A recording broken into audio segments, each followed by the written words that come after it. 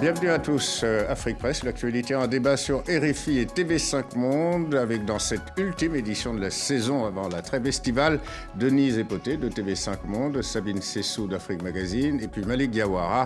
Le point Afrique, et c'est autour de deux sujets, la Centrafrique en proie à de nouvelles tensions et la publication d'un rapport de Human Rights Watch sur des exactions policières. Et puis la RDC, l'ex-vice-président et ancien chef de guerre Jean-Pierre Bemba, condamné à 18 ans de réclusion par la Cour pénale internationale, et ce pour des crimes commis par ces milices de l'armée de résistance du Congo en Centrafrique entre 2002 et 2003. D'abord donc la Centrafrique, confrontée à une nouvelle éruption de violence. Le sujet est commenté par Ilham Taoufiki de TV5 Monde. Au Port Sao, sur les rives de l'Ubangui, les pirogues restent obstinément à quai. Pas question de prendre les eaux du fleuve dans la situation actuelle. Les commerçants qui avaient l'habitude de le traverser pour s'approvisionner en RD Congo sont en grève et cela fait plus de 3 mois que ça dure. Angéline, elle en tout cas, ne veut plus risquer sa vie pour gagner son pain quotidien.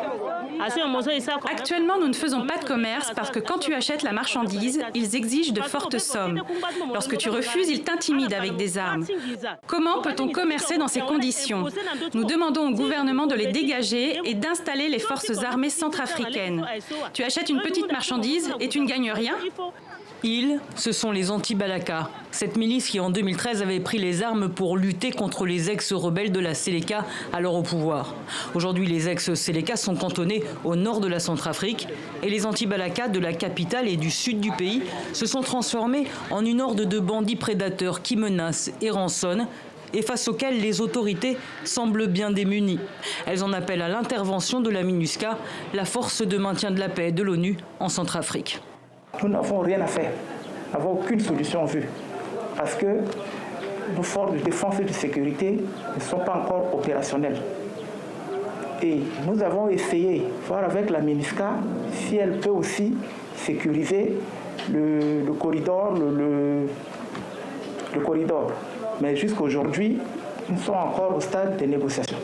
Les commerçants du fleuve sont unanimes. Pas question de reprendre leur activité tant que leur sécurité n'est pas assurée.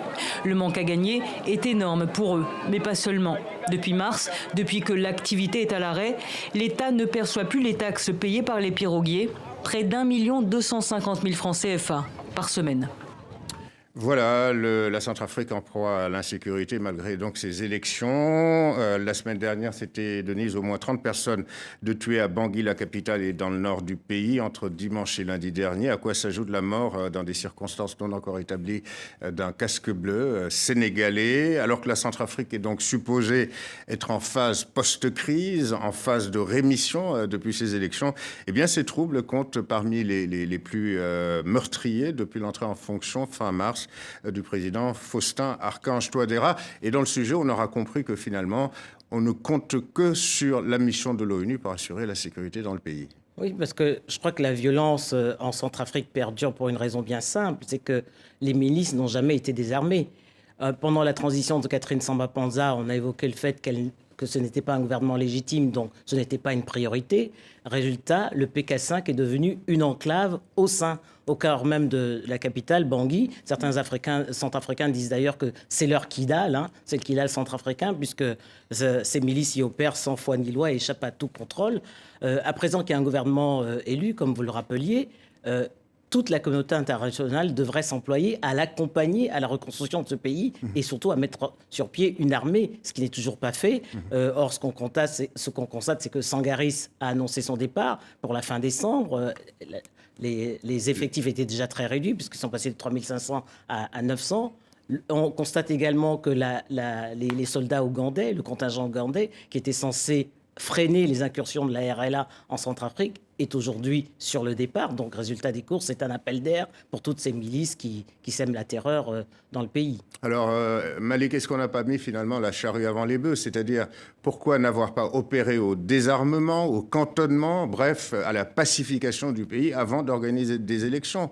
Alors qu'on savait pertinemment que finalement, que le pouvoir élu ne serait pas en mesure de gérer cette insécurité. Mais je pense effectivement qu'on a mis la charrue avant les bœufs, mais en même temps, il faut bien voir la complexité de la situation. Denise le disait tout à l'heure, le gouvernement de Samba Panza on ne voulait pas que ce gouvernement était contesté du point de vue de la légitimité. Maintenant qu'il y a un gouvernement légitime, se pose la question centrale de l'État. Où est l'État centrafricain finalement? Parce qu'en fait, c'est ça.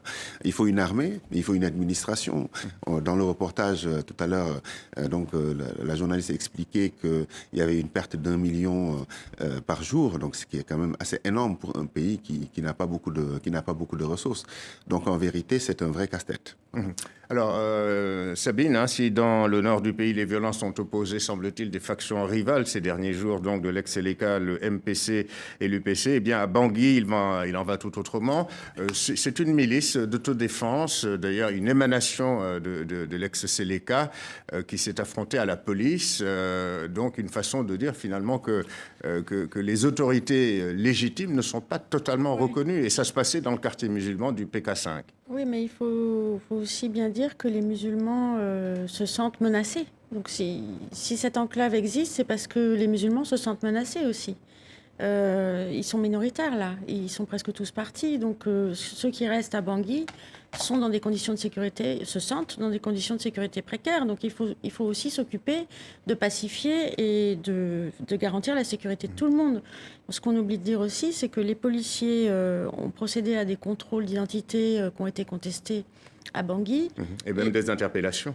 Des interpellations. Et donc, la réponse, ça a été de voir des populations prendre en otage des policiers, ce qui prête à sourire, mais ça aurait pu être beaucoup plus grave, ils auraient pu les tuer, etc. Il y a eu 7 morts, en tout cas. Ouais. Oui, et ils ont libéré finalement ces policiers, mais ça veut dire que toutes les causes de la crise sont encore là, en fait.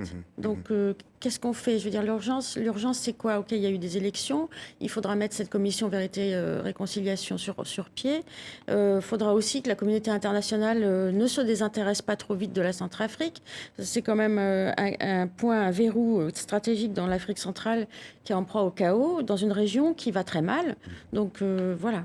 Alors, ces violences mettent à jour, Denise, le fait que la réconciliation nationale n'est toujours pas là. La plupart des pays, des populations, des habitants de Bangui notamment, qui ont été contraints à aller se réfugier dans les pays voisins, que ce soit au Cameroun ou au Tchad, ne sont toujours pas de retour. Oui, c'est vrai, et ça pose la question justement de l'implication des médiateurs de cette crise centrafricaine aujourd'hui. Le fait que les élections soient tenues au mois de mars ne justifie pas le désintérêt aujourd'hui de cette communauté internationale. Je pense notamment au Congo, qui est impliqué par l'entreprise de Sassou Nguesso, mais également le Tchad, qui joue un rôle important, surtout à la frontière entre la RCA et la Centrafrique. Aujourd'hui, on a le sentiment que personne ne s'intéresse à la RCA parce que les élections se sont tenues. Or, aujourd'hui, Archange Touadéra a besoin justement du soutien de cette communauté internationale et de ces médiateurs qui avaient quand même pris des engagements du temps de Catherine Samba Panza. Aucun de ces engagements n'a été respecté. Alors, quelle peut être, Malik, la marge de manœuvre d'un Touadéra? Effectivement, un Touadéra bien solitaire. Il avait reçu les hommages de François Hollande, voire des promesses d'aide prioritaire, etc., etc. Sassou Nguesso, réélu dans son pays, n'a plus forcément besoin de cette marchepied diplomatique de la Centrafrique. Bref, on est là face à un homme solitaire, avec un passé de Premier ministre qui le reliait tout de même à François Bozizé.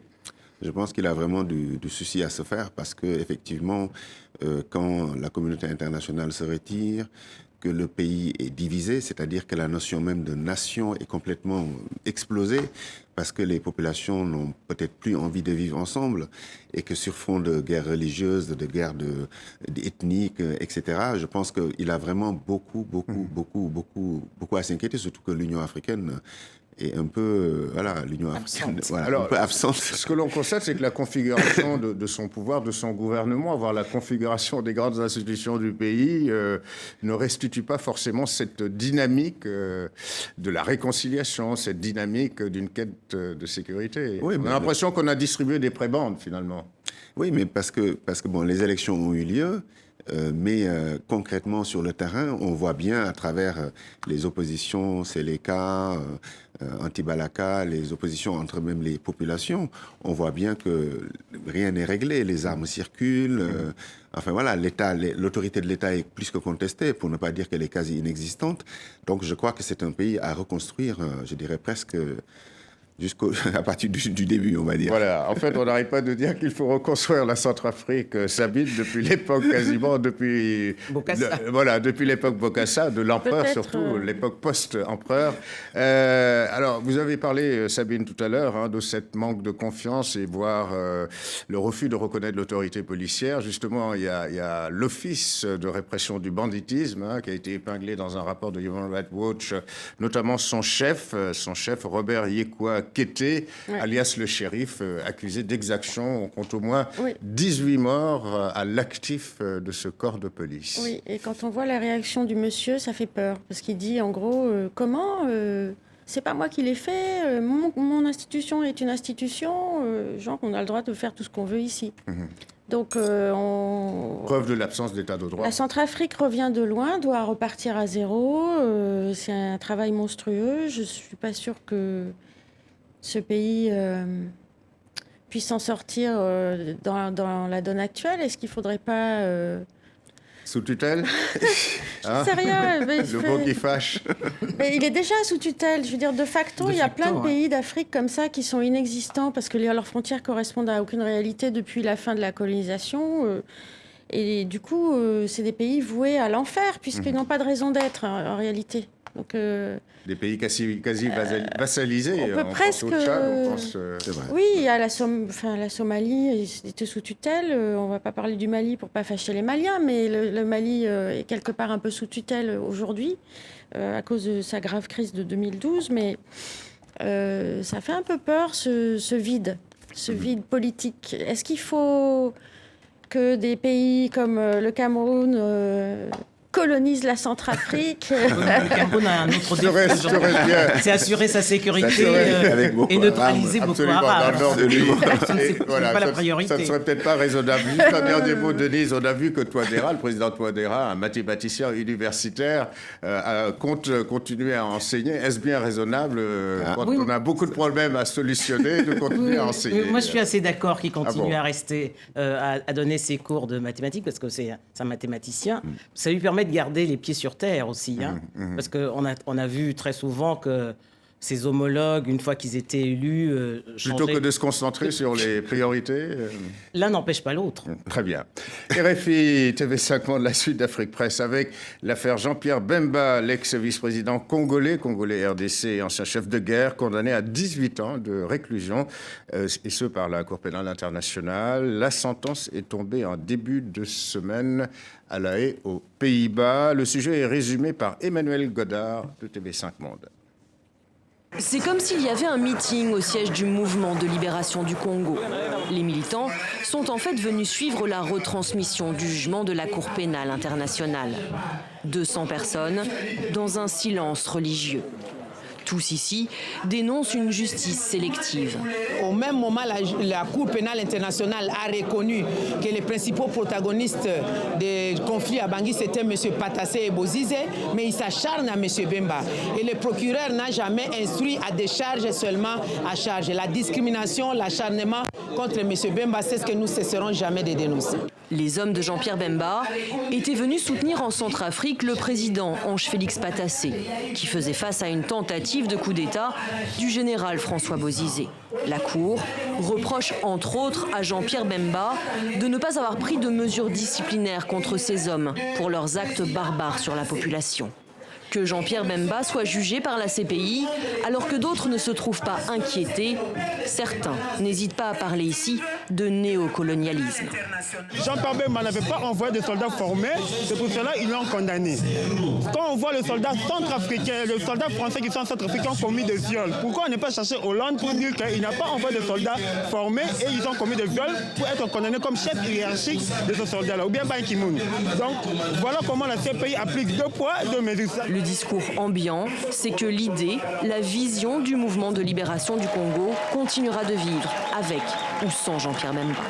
Voilà la fin du procès Bemba vu depuis Kinshasa, donc par évidemment ses partisans.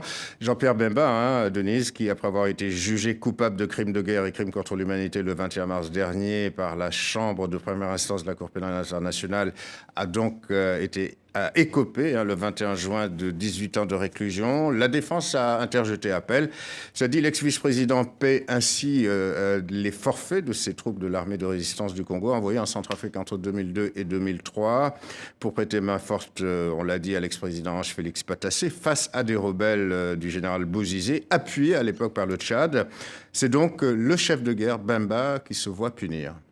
Oui, mais je trouve que, sans vouloir jouer les avocats de Jean-Pierre Bemba, je trouve que c'est un peu injuste de lui faire porter le chapeau de la crise centrafricaine, parce que c'était pas lui le donneur d'ordre. Non, mais les viols, les crimes. Les viols, oui. Là, ce sont des faits. C'est fait, ce sont des faits, et certains de ces miliciens ont payé déjà. Mais on ne peut pas lui faire porter le chapeau tout seul, alors qu'il y avait un donneur d'ordre, Ange Félix Patassé, qui n'a jamais été inquiété jusqu'à sa disparition.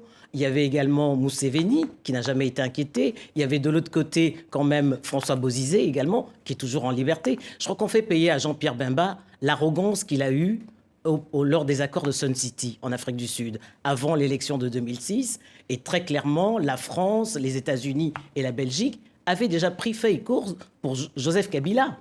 Or, qu'est-ce qu'on regarde, qu'est-ce qu'on constate après l'élection de 2006? Jean-Pierre Bemba, alors que ces puissances occidentales ont cherché à déstabiliser son mouvement, le MLC, puisqu'on a quand même proposé au numéro 2, Olivier Kamitatou, de devenir Premier ministre, poste qu'il n'a jamais occupé. Jean-Pierre Bemba fait quand même 42%, remporte 40% des suffrages et bat Joseph Kabila à Kinshasa, ce qui est quand même étonnant, parce que très rarement les opposants passent le cap des 10%. On demande à Jean-Pierre Bemba de fondre sa milice dans une armée nationale qui aujourd'hui est toujours embryonnaire, ce qu'on n'a jamais demandé à Joseph Kabila, qui était quand même à la tête des Kadogo. On lui demande de payer pour la crise centrafricaine, alors que les autres participants à cette crise centrafricaine sont toujours en liberté. Et je crois que c'est aujourd'hui, on a écouté des partisans de Jean-Pierre Bemba. Pourquoi aujourd'hui on lui fait payer tout ça alors qu'il n'est pas le seul? Pourquoi on ne demande pas à François Hollande de payer pour les fautes commises par les soldats français de Sangaris? Donc, ce sont autant de faits qui confirment encore les critiques qu'on porte à la CPI. C'est une justice à charge.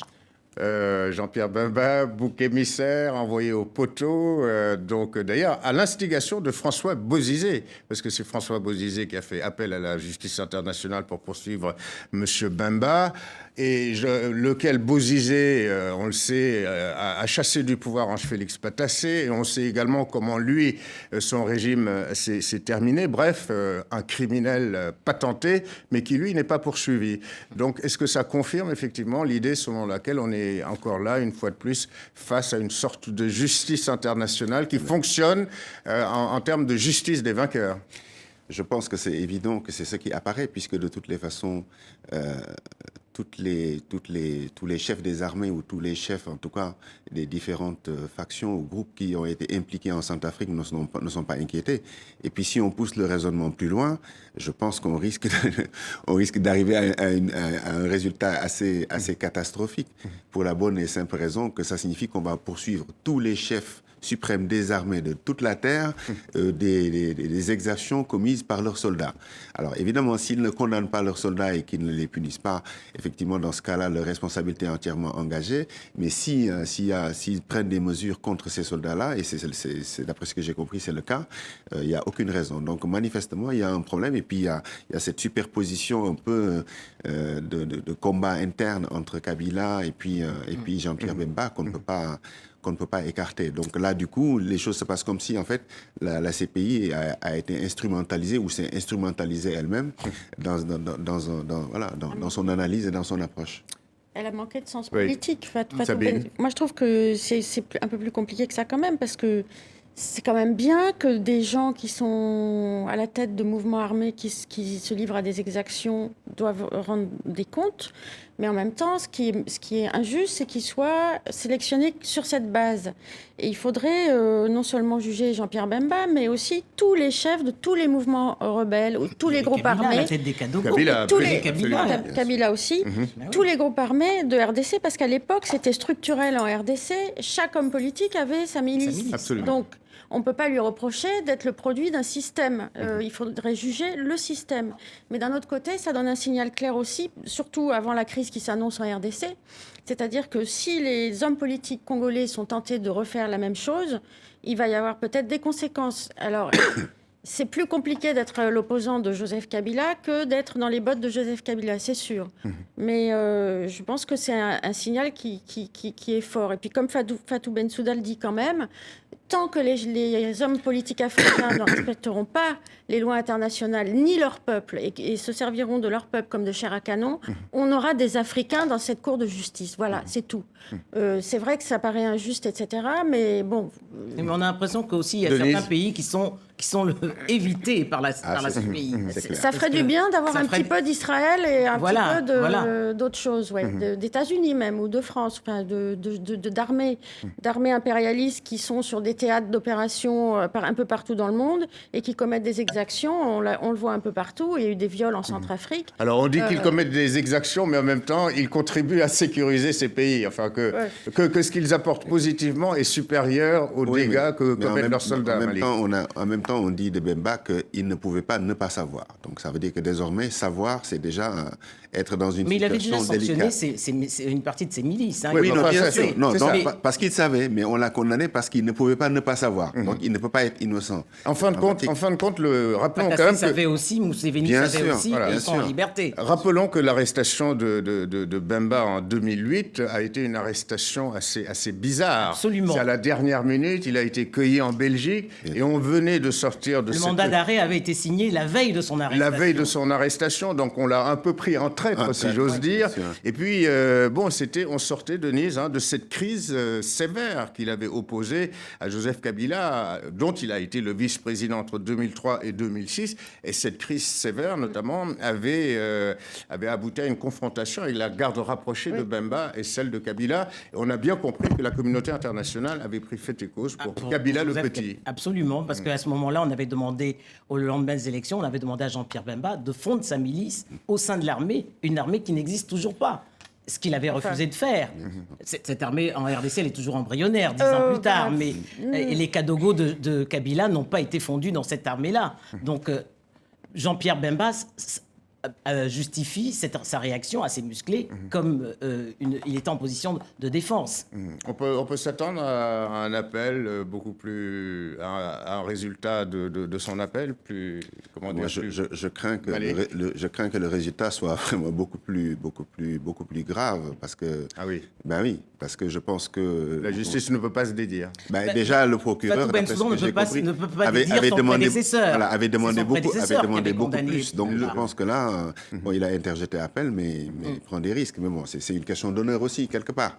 Mais en même temps, le résultat juridique risque d'être catastrophique. Et le résultat politique aussi, parce qu'on est à la veille d'un grand tournant en RDC. Et le signal fort que ça donne, c'est que Kabila est tout-puissant et qu'il est tellement tout-puissant qu'il peut se permettre de faire condamner Moïse Katumbi à... 3 ans de prison ferme, sur la base d'un dossier complètement truqué, sur la base d'une maison qui, en fait, appartient bien à la famille de Katumbi. Enfin, c'est du grand n'importe quoi. Et je pense que le message politique qui est donné, c'est que c'est un peu carte blanche à Kabila. Donc, c'est très gênant. Kabila, d'ailleurs, qui s'en prend à la communauté internationale, qui dénonce l'ingérence. Voilà, c'est-à-dire... Une communauté internationale qu'il a pourtant soutenue, n'est-ce pas? En 2006. Mais bon, les hommes politiques sont comme ça. En général, ils ont des variations autour d'un même thème, donc je crois qu'il faut considérer ça comme une variation autour d'un même thème. Alors, l'un des principaux alliés à l'époque de Jean-Pierre Bemba, Olivier Kamitatou, justement, fait partie du G7 et de l'opposition. Et peut-être que, quelque part, ils ont envie aussi de démontrer que, finalement, Joseph Kabila n'est peut-être pas si démocrate que ça, Denise. Oui, le démocrate que l'on défendait hier. Aujourd'hui, le G7, c'est quand même à un candidat, c'est Katumbi. C'est Katumbi, Moïse Katumbi. C'est Moïse Katumbi. Donc, ils essayent effectivement de monter une opposition structurée face à Kabila, mais vont-ils y parvenir? Parce que, comme le disait Sabine, aujourd'hui, on sent que Kabila reste encore tout puissant.